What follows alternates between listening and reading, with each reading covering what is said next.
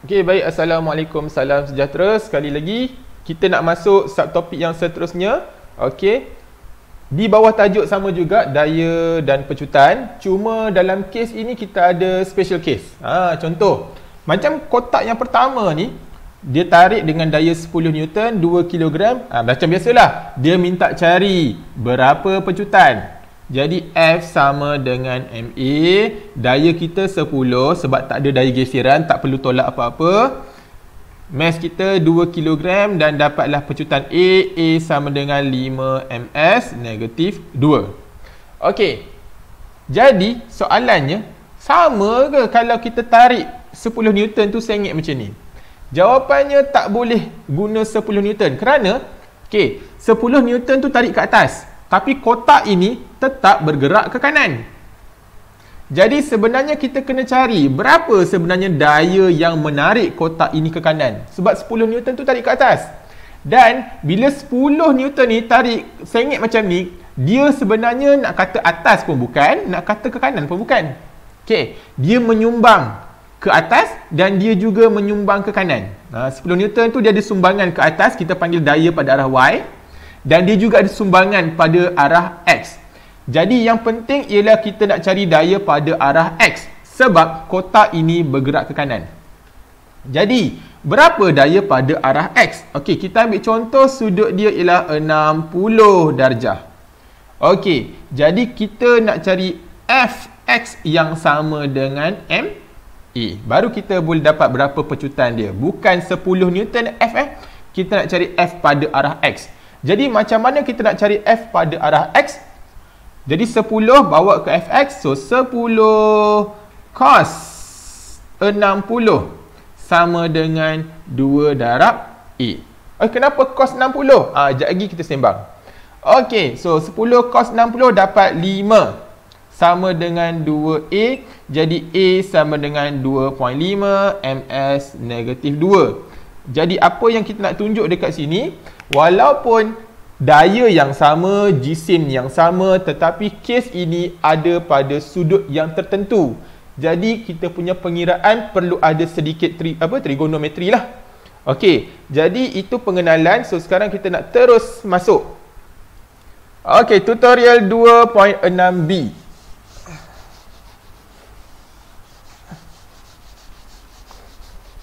Right. Contoh soalan yang pertama. Sebelum kita pergi lebih jauh, kita layan dulu soalan asas ni. Leraikan, resolve. Leraikan kepada komponen X dan komponen Y. Kalau kita tengok daya tu, alright. Saya buat paksi Y dan saya buat paksi X. Okey. Jadi, daya tersebut naik atas macam ni. 300 Newton. Dengan sudut 30 darjah dekat sini. Okey, ini ialah Fy dan sini ialah Fx. Jadi, sekali lagi saya cerita macam mana kita nak leraikan daya ni. Okey, saya padamlah, tepikan ini tak pakai. Bila dia sengit macam ini, dia ada menyumbang daya ke atas, dia ada menyumbang daya ke arah kanan. Jadi, kita nak tahu berapa 300 ini menyumbang ke arah atas, berapa 300 ini menyumbang ke arah X. Okey, kaedah yang saya gunakan ialah compress method.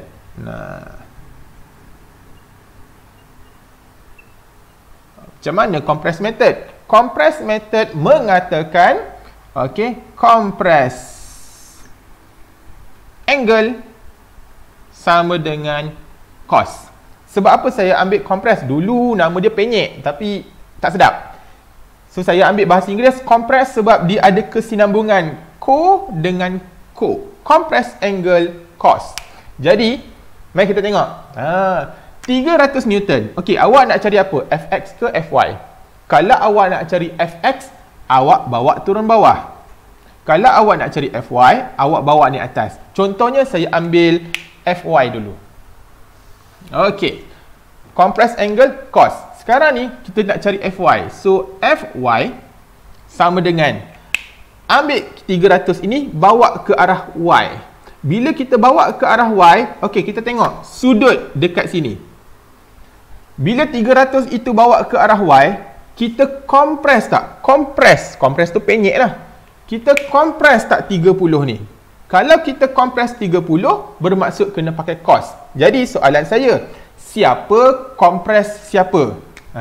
Siapa kompres siapa? Jadi siapa kompres siapa? 300 kompres 30 ke 30 yang kompres 300? Jadi dalam sini kita clear siapa kompres siapa? 300 yang kompres cos. Cos siapa? 30. Jadi untuk FY 300 cos 30. So kat sini 300 cos 30. So berapa kalau kita tekan kalkulator? 259.81 Newton. Okey, bermaksud 300 cos 30 kita buat ni atas, kita kompres sudut ni, kompres. So 300 kompres 30. So kita dapat 259.81 Newton. Itu kalau kita bawa ke atas, ke part CY. Okey. Untuk Fx. Fx kita bawa ke bawah. Bila kita bawa ke bawah, kita kompres tak? Tak kompres. Bila tak kompres, kalau kompres cos, tak kompres, kita pakai sin. Itu sahaja. Okey. Sebab kita dah belajar masa menengah rendah tentang sin, cos, tangent. Jadi bila kita nak buat segitiga tu yang korang belajar bertentang, hipotenus dan sebagainya, boleh, itu cara yang betul, tetapi agak lambat sebab nak kena hafal dulu. Jadi apa kata kita terus ingat je, kompres cos, tak kompres sin. Jadi simple dan tepat. Okey, jadi bila 300 nak bawa ke pasti X, nak cari X, 300 bawa turun bawah. So, tak kompres 30. So, 300, kalau kompres cos, tak kompres ialah sin 30. Jadi dapat 150 Newton. Okey. Kenapa 15 kat situ? Jawapan salah jawapan kat situ salah. Sepatutnya 150 Newton. Okey, itu yang pertama. Okey, jadi pengenalan kita pada hari ini lah compress method. Okey, tanpa lengah-lengah kita terus masuk ke soalan yang kedua. Okey, ni salah 150 Newton. Okey. Tengok soalan yang kedua. Diberi lantai tanpa geseran. Okey, fine. Kotak, lantai tak ada geseran. So ada sudut 40 Newton dengan sudut 50 darjah. Okey, 8 kg. Dia tanya apa? Berapa pecutan? So pecutan. So objek ini akan bergerak ke kanan, confirm. Okey, walaupun ditarik ke atas ke tepi macam ni, dia akan bergerak ke kanan. Jadi kita kena cari daya yang menarik dia ke kanan. So Fx sama dengan ma.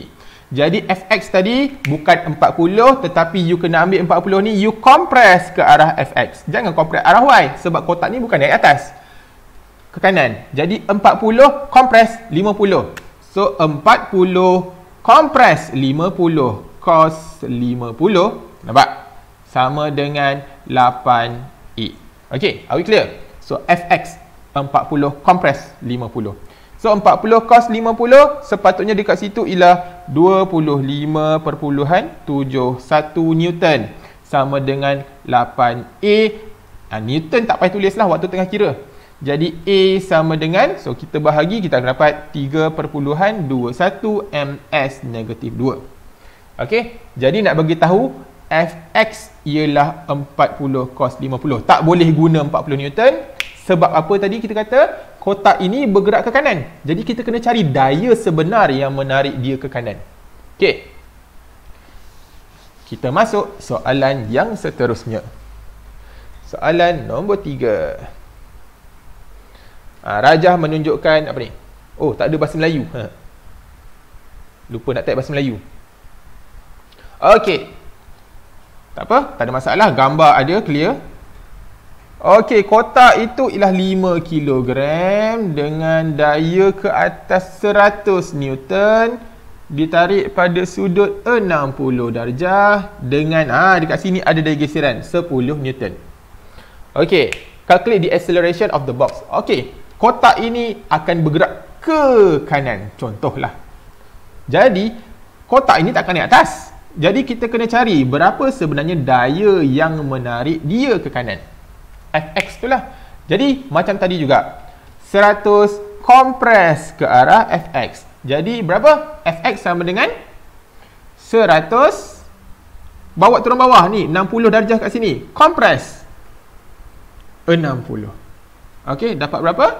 50 Newton. Okey, tu yang pertama. Jadi kalau saya permudahkan, sebenarnya dia dah jadi macam gini. Tarik ke kanan sini 50 Newton, tarik ke sini geseran 10 Newton. Dah hilang 100 Newton tu. Okey? Sebab yang menarik dia ke kanan dan kiri ni cuma dua daya ni je. 50 dengan 10 Newton, 5 kg. So yang sengit ni kita dah buang, kita dah gantikan dengan Fx. Jadi, ini dah jadi macam biasalah. F sama dengan MA. So daya kita daya bersih 50 tolak 10 sama dengan 5 darab A. Jadi 40 sama dengan 5A. Jadi A sama dengan 8 ms negatif 2. Okey. Ini sahaja kita kena ubah supaya menjadi Fx. Padam? Okey, soalan yang terakhir. Hitung pecutan bongkah jika daya geseran pada lantai ialah 130. Macam tadi juga. Berapa tu? 4 kg. Tarik ke sini ialah 300 Newton pada sudut 60 darjah dengan daya geseran 130 Newton. Okey, sama juga 300 bawa ke paksi X. Bila bawa ke paksi X, tengok sudut dekat sini, dia kompres atau tidak? Kalau kompres bermaksud 300, kompres cos 60. Okey, jadi kita simplify, permudahkan. Daya ke sana berapa? 300 cos 60 dapat 150 Newton. Ni, kalau kita kira dapat 150 Newton. Daya geseran ke belakang 130 Newton dengan 4 kg. Nampak? Jadi F sama dengan MA. Sekali lagi, 150 tolak 130 sama dengan 4A. So, 20 sama dengan 4A. Maka A sama dengan 5 ms negatif 2. Okey, jadi hari ini sebenarnya saya membincangkan bagaimana kita nak menggunakan compress method. Dia lebih cepat dari trigonometri yang kita belajar, soh, cah, toa, apa benda korang belajar dulu tu. Jadi, sila gunakan, dijamin awak puas hati. Okey, sekian. Terima kasih.